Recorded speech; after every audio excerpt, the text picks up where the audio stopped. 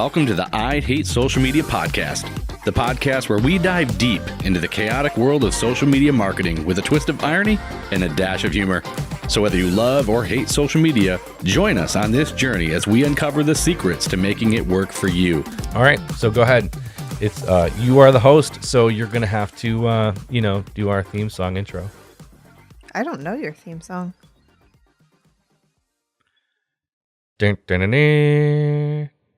Dun, dun, dun, dun. Dun, dun, dun, dun, dun, dun. Pros. I mean, we are pros. Whatever. All right. Well, there it is. Welcome to the podcast. This is the hashtag I Hate Social Media podcast, where we don't have any fluff and we give you the truth and the facts about what works and what doesn't in social media. So this lovely lady, this gorgeous woman in front of me, this sight to behold, I can say all those things. She's my wife. This is Rebecca. I can say all those things because she's my wife. So I flirt with her openly and privately. It's true. It's a bit of an obsession.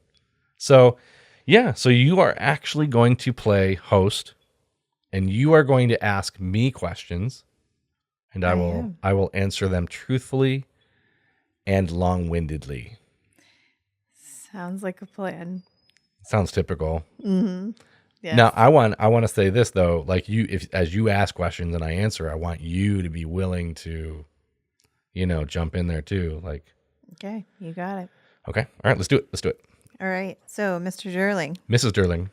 Can you tell us a little bit about yourself and how you got started in video production business? Okay. Yes, I can tell you a little bit about myself. It's always a question of where to begin, though, how far back to go. And I'm going to go back to at least the beginning of my quote unquote professional career. Mm-hmm. I got my start working for one of the largest automotive remarketing company in the world.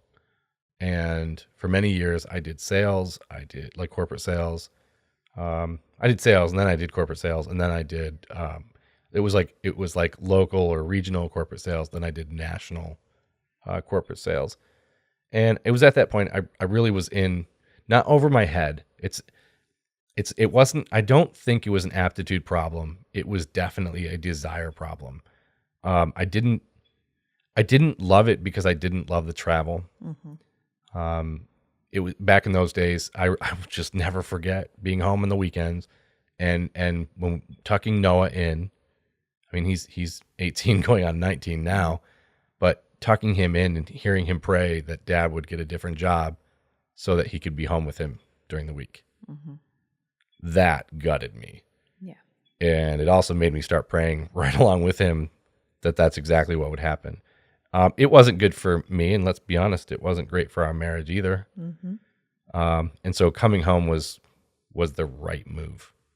Absolutely. Now, I was not doing video production yet. I was home. I was doing a job from home, and that wasn't much. It was better. Don't get me wrong.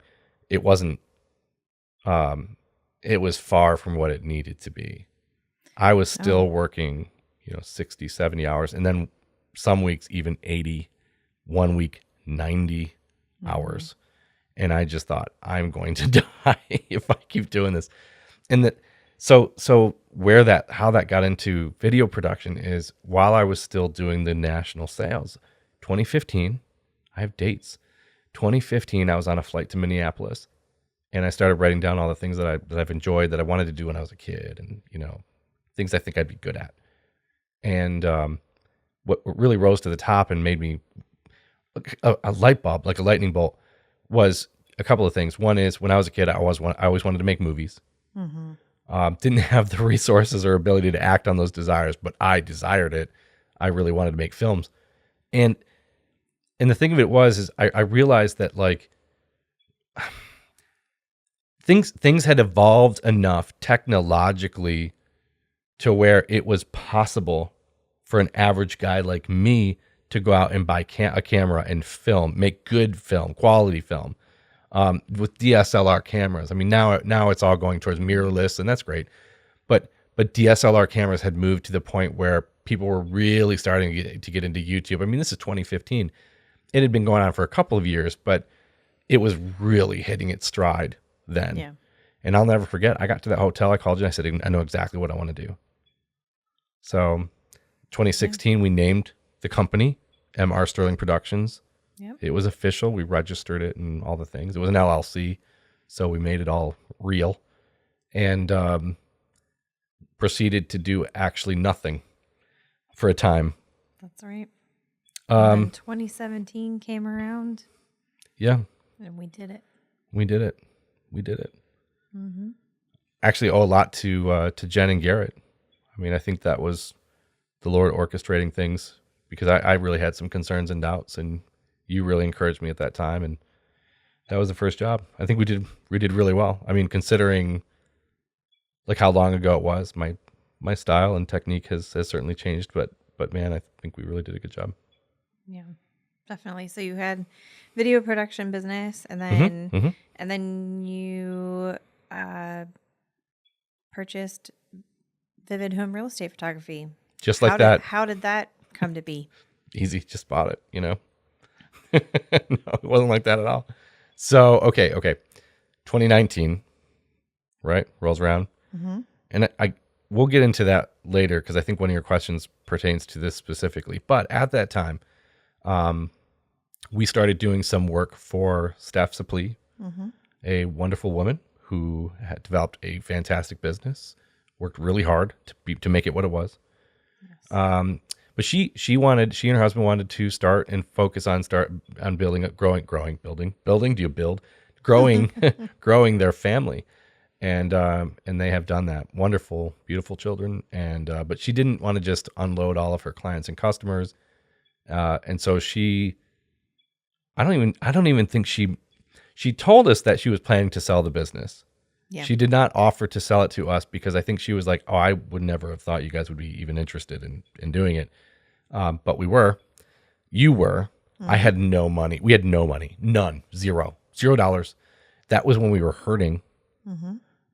Again, we'll get into that, but we had no resources whatsoever. And I'm not going to. I said, yep, we need to buy the business. You were crazy. You had some of these crazy moments. I don't even know where they come from.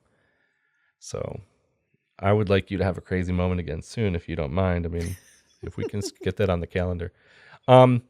Yeah. So, I mean, a miracle happened that enabled us to do that, to buy the business. And then December 2019, we closed and it was official.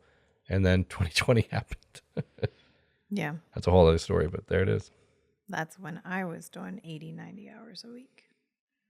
We both were. Yeah. We both were. Yep. That was a crazy time. I was certainly more excited about it than you were. Yeah. But it was horrible for you, and I am sorry about that. Hey, somebody's got to do it. That was us. I didn't mind those 80 or 90 hours, because we had been struggling so much, and I was just so relieved to not be struggling like that anymore. Mm-hmm. Yeah. So, speaking of that, what was one of the biggest challenges you faced when starting out? How did you overcome it? I'm glad you asked that question. Yeah, it was 2019. Mm-hmm. For some reason, mentally, as time goes on, I keep wanting to go back to 2018. It was not 2018. But yeah, 2019. It was July. It was 5 years ago today. We were just out of funds. We were making money. Mm-hmm. That's something that I almost fail to share sometimes. We were making money. It just wasn't enough. And at that point, I said I need to go find a job. Right? It's the right thing to do for my family. And so I went out. I was putting in applications, filling out my resume, and doing all the things. I consider myself a pretty employable person. Nobody even called for an interview. It was absolutely discouraging. And we prayed like we had never prayed before. And that whole situation just really stunk. It did. It was hard. I would use a stronger word, but it stunk. Don't give me the stink eye. Anyway, we prayed, and willing to do whatever it is the Lord wanted us to do. It just nothing was happening. So we, through all of that, finally decided, okay, here's the plan. If like it's either it's gonna go or we're gonna hang it up. And maybe we can do some sort of weekend work. I don't know what we were gonna do, but the idea was I said this is how much we need to make a week. If we can get this much work, we'll kick the can down the road and we'll wait for me to quit. We got work and we'd kick it down a week. We got more work, kick it down 2 weeks. And that went on for a while. And Steph's business was supplying all of those additional jobs until September came, and we got a huge job that would keep us going for a couple of months. And the rest is history, because around that time we were talking to Steph about buying the business, which I still think is just ridiculous. Absolutely the Lord. Yeah. So there it was. We bought it, and the rest is history, as they say. That's right. So, excuse me. Talk to me a little bit about business dynamics. How do you balance the different aspects of the business between video production and photography, life itself? Oh, it's very simple, Rebecca. I don't. Yeah. True. No, so you said between business and life. That's the more difficult thing. Balancing between like MR Sterling and Vivid isn't nearly as big a deal. There's some challenges, and we certainly in time need to grow. Things. This economy right now is not very stable. But once things do kind of calm down, especially after the election, let's face it, election years are just wonky anyway. But once things kind of settle down a little bit, organization will become very important to me. It is now, but I feel like then we'll have some time to focus on it and really work towards greater efficiency and all those things. That will help me be more balanced when it comes to work between the podcast and Vivid and MR Sterling and really just there's other aspects of ways that we want to grow and expand our business. But the balance between work and personal, like home, that's where it's really difficult. I try to keep my physical job out of the house. I mean, our studio is attached to our house, but it is separate from the house. So I try to keep it out here in the studio. So there's a physical line that's helpful. There's this though. Our youngest will come out and have a story or to tell me or something he wants to talk to me about. Oftentimes it's cars right now. He's super into cars, which is really cool. And I have to fight the urge to tell him I'm too busy. Yeah. I mean, it is real. But I know if I can make that cognitive choice to say, no, this is more important. He's going to grow up. He'll stop asking me. And I'll give you an example. When Chloe was little, she used to come into my studio and she wanted to give me a kiss. Yeah. And so I just thought that was the sweetest thing on the face of the planet. And so I said, Chloe, you can interrupt me anytime for a hug and a kiss. Mm-hmm. And she took advantage of it several times. But she's not going to do that today. Yeah. She's grown up and moved on, and that's kind of it's sweet, but it is a little girl thing to do. Mm-hmm. And she just doesn't do it anymore. Well, Ari's still young and, he'll still do some of those little boy things. It's not going to last forever. And so my answer to the balance question is just as much as possible, just choose your family anyway. Yeah. Yep. Well, and speaking of family, millions are asking Millions. Millions are asking what it's like to work as a husband and wife team. It's okay. Careful how you answer there. Anyway, yeah. No. It's funny. I think it shocks us when we talk to people, like we tell people, oh yeah, we work together. And you hear somebody say, oh, we could never do that. Mm-hmm. Oh, we would drive each other crazy. And I'm like, we do sometimes. That's true. But we like each other. Like, I enjoy being around you. In fact, I would even go the other way. I would say one of the best parts about doing business together is the fact that we do it together. Mm-hmm. There are some challenges with, we talk about work-life balance, about not talking about business all the time. And when you're on vacation, making sure you're actually on vacation. Or on date night. Mm-hmm. But that's some of that comes down to communication too, like knowing how do we define what's talking about work? Mm-hmm. Because for somebody, I don't like, for me, and this is maybe a difference between us. For me, I don't mind talking about like envisioning the business growing and opportunities we might have. I don't want to talk about day-to-day operations. Yeah. Like when I'm on a date or when I'm on vacation. But the other stuff, the dreaming, expanding, growing, that stuff, I could talk about that anytime, anywhere with anybody. Yeah. That's not work to me. But it is to you. Yep. Yeah. So you have to know each other, and you kind of have to figure it out and respect those boundaries, right? And so I think you've got to stretch a little bit and allow me to do that, because otherwise we don't have time to have those conversations. And I've also got to make sure I limit those conversations so that it's not like all the time. Yeah, definitely. Yeah. So It's awesome, by the way. I agree. I wouldn't trade it. No, I absolutely not. I don't care. I know that your role and my role and how we work together will probably evolve and change over time. I don't care about that, as long as we're always doing something together. Yeah. I love it. Yeah. So I'm just going to shift gears here just a little bit and talk about client relationships. Okay. How do you build and maintain relationships with your clients, and what potential like big impact might they have had on you and our business? I think you okay, so networking is a big part of developing some of those relationships. You got to get out and meet people. I think that the key to developing good business relationships is just being a resource.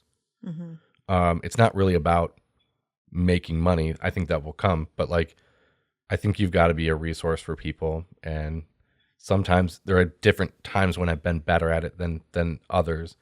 But just, I mean, it's not, like if somebody calls, just being able to offer them free advice, hey, I'm thinking about doing this kind of stuff. Like, if I wanted to make a video, like, what do I, being helpful, that can help you develop relationships. I know for me, one of the most profound relationships that I've had is with Joe Zimmerman, Summers and Zims. He, I just from a character standpoint, has been very influential, I think, to both of us. Yeah. He's definitely a leader at his company, and just seeking to develop people. And that alone, I think I really admire him for. He doesn't make bones about his faith. He is who he is, and just works from and through integrity and character. And he's what you see is what you get guy. It's really funny. I mean, we shoot commercials for him, and they're fun, they're cute, and all that stuff. But like, man, he is the real deal. He just is. Man, what an authentic, godly guy. Yeah. Yeah. And just so you know, I'm not blowing smoke. I don't think he'll ever see this podcast. Yeah. Knowing Joe, he's just, Yeah. this is not what he's not going to watch this podcast. So it's not like I'm trying to shine him on or anything. That is like me speaking from the heart. That's for real. Mm-hmm. Yeah. Yeah. So we're looking to get this wrapped up here. Okay. So can you just, in a nutshell, kind of just, I sure can. yes, I'm going to, in a nutshell, sum do it up. that. Can you do that? Can I sum it up in a Yep. nutshell? Can you read my mind right now?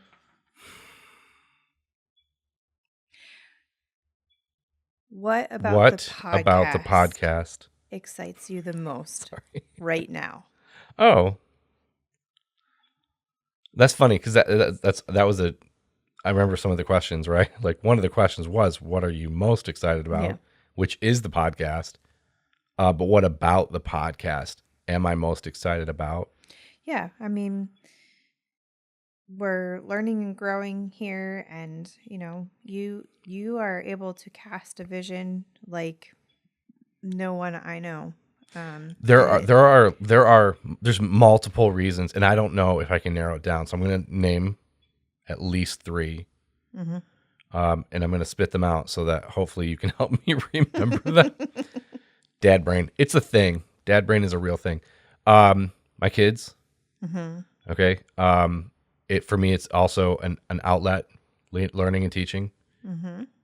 And then also just, I don't quite know how to say it. I mean, but it's what we're doing. It's the idea that I think we're doing something that no one's ever done before. And I'll get into that. But so the first thing is my kids, our children think that this is just the coolest thing. Mm-hmm. Chloe and Ari came out here the other day and they pretended to do a podcast. Now they left all my gear on and killed my batteries. I mean, I recharged, whatever, but and so they didn't shut anything off. But man, they had a blast pretending they had their own podcast. They just, and Chloe helped with some of the design, and so did Noah. Yeah. It's cool to be the cool dad. You're like, yeah, dad's job is really cool, and I think it is too. It's nice that they think so. So that's a big deal. I love that. Mm-hmm. And to be honest with you, like, I think what we've been able to kind of put together with our set and the design and the look and the colors and all that stuff, man, I think it came together really well. I think it looks nice. It's evolving. You can see some of the equipment changes each week. Mm-hmm. We're just each week trying to improve a little bit. It's exciting. That's all exciting to me. That's fun. It's fun. It's fun. It's fun. It's also an outlet for me, in an intellectual kind of way. You said this just a few minutes ago, so I don't want to steal credit from you. You reminded me, like, this is perfect. I am a verbal processor. Yeah. If I'm learning something, I learn it better and process it. I process it by communicating it. Mm-hmm. So, as I'm learning or reading, I will start to talk it through.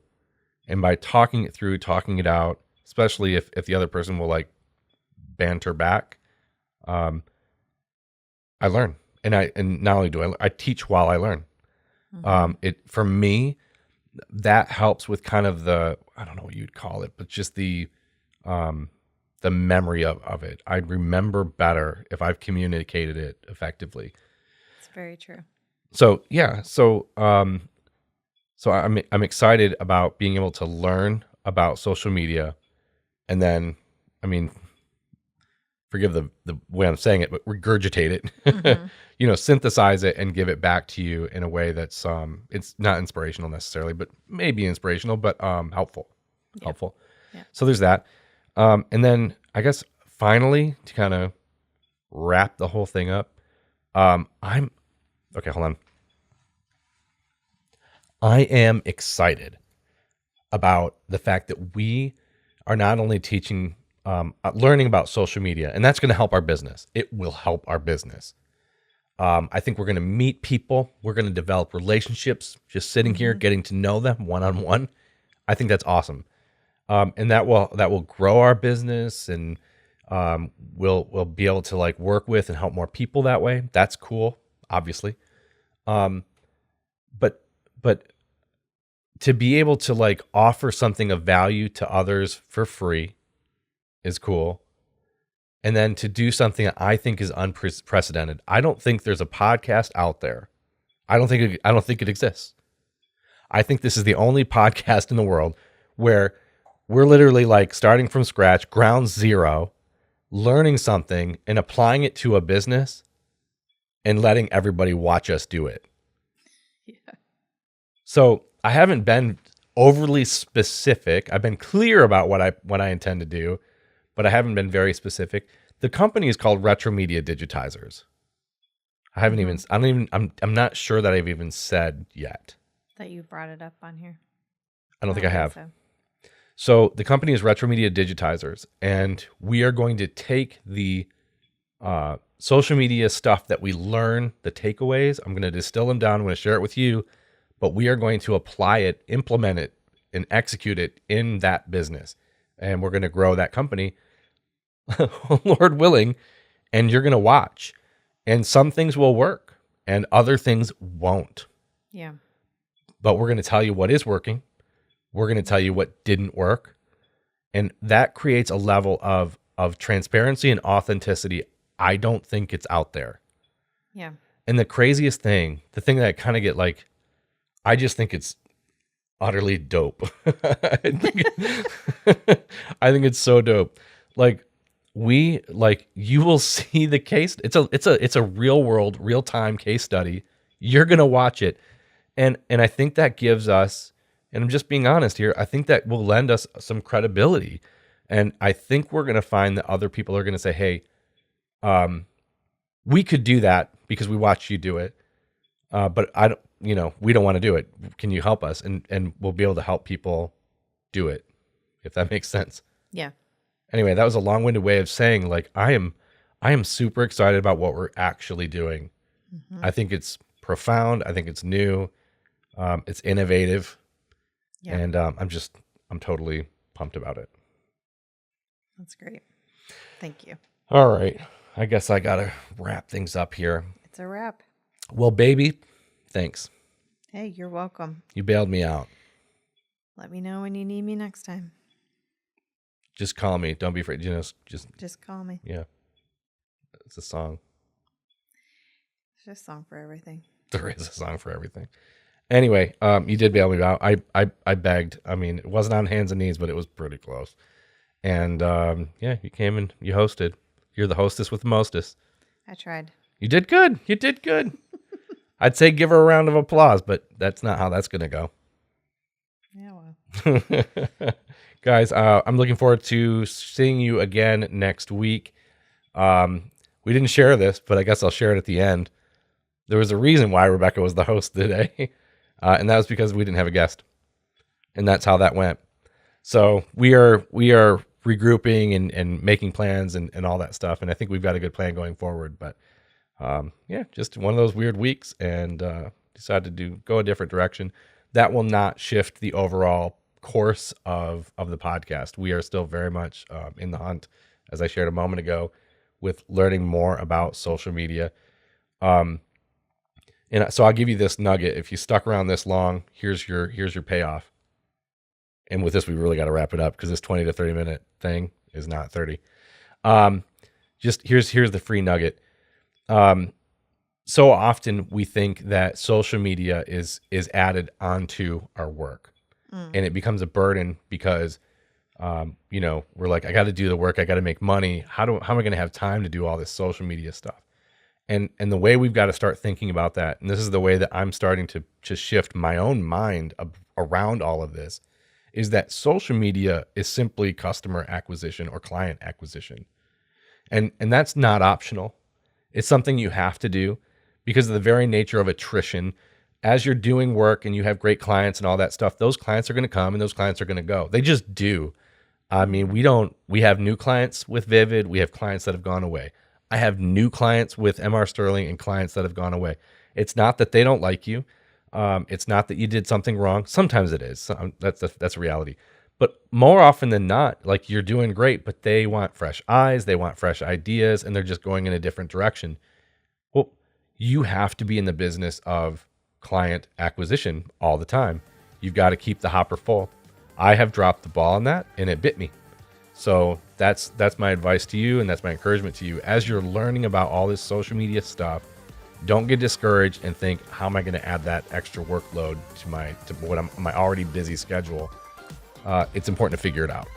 If you have to leverage some time, you got to figure it out, because you have to be in the business of customer acquisition to keep that pipeline full. So with that, guys, thank you, and we'll see you again soon. Bye.